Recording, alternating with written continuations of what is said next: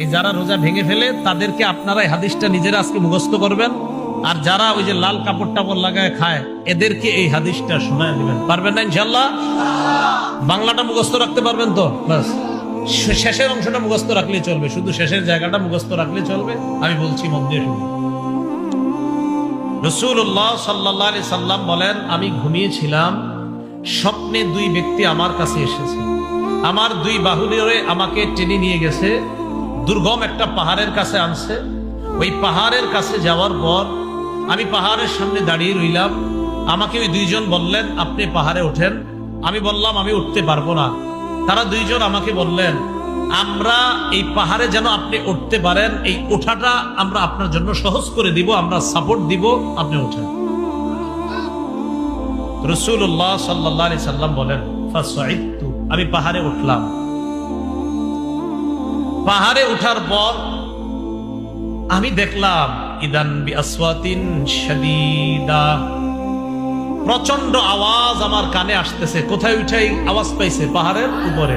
রাসূলুল্লাহ সাল্লাল্লাহু আলাইহি সাল্লাম বলেন, হাত্তা ইদা কুনতু ফি সাওয়াইল জাবাল, যখন পাহাড়ের মাঝামাঝি জায়গায়, সমতল জায়গায় গেলাম, সেখানে গিয়ে ইদান বিআসওয়াতিন শাদীদা, প্রচুর আওয়াজ শুনলাম, ভয়ঙ্কর আওয়াজ, চিৎকারের আওয়াজ আমার কানে আসছে। فقلت ما هذه الأصوات, আমি প্রশ্ন করলাম, এগুলা কিসের আওয়াজ? ওই দুইজন জবাব দেয়, ওয়াউ আহলিন নার, এগুলা জাহান্নামীদের চিৎকারের আওয়াজ।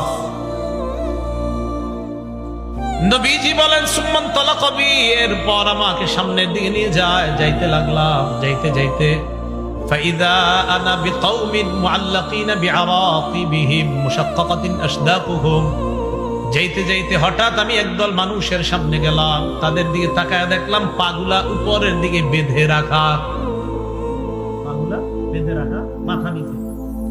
আর কি দেখেন? পা উপরে মাথা নিচে। মুশাক্কাকাতিন আশদাকুহুম, এই দুই পাশের যে দুই গাল, এই দুই গাল করাত দ্বারা চিরতেছে। উপরে পাগুলা, নিচে ঝুলন্ত, তো এইভাবে আপনার গাল ছিঁড়তেছে। তাসিলু আশদাকুহুম দামা, এই পুরা গাল, এই চোয়াল সহ রক্ত পড়তেছে। এই কল্পনায় আনেন, দৃশ্যটা কল্পনায় আনেন, পা উপরে মাথা নিচে, দুই পাশের গাল থেকে রক্ত পড়তেছে। ব্যাপারটা কত ভয়ঙ্কর! রাসূল বলেন, আমি বললাম, এগুলা কারা? কার সামনে আমি আসলাম? মান হাউলা? ফেরেশতারা জবাব দিলেন, আল্লাযীনা ইফতিরুনা ক্বাবলা তাহিল্লাতি সাওমিহিম, হুজুর এরা তারা যারা ইফতারির সময় হওয়ার আগেই ইচ্ছাকৃতভাবে রোজা ভেঙে ফেলে, এরা তারা। আর যারা রোজা রাখে না তাদের অবস্থা তো আরো ভয়ঙ্কর। রাসূল বলেন, একদল হুজুর ইচ্ছাকৃতভাবে রোজার সাথে তামাশা করে, ইচ্ছা করে রাখো, মন চায় আমি রাখবো, মন চায় রাখবো না, ইচ্ছা করে যারা ভেঙে ফেলে, এদের এই অবস্থা, এটা চলতেই থাকবে।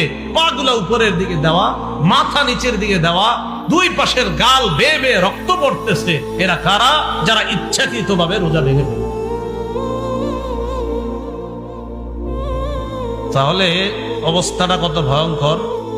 তো পর্দার আড়ালে যারা খায় এদেরকে একটু বলবেন সে তুঙ্গ অবস্থা কি ভয়ঙ্কর হবে, একটু চিন্তা করো।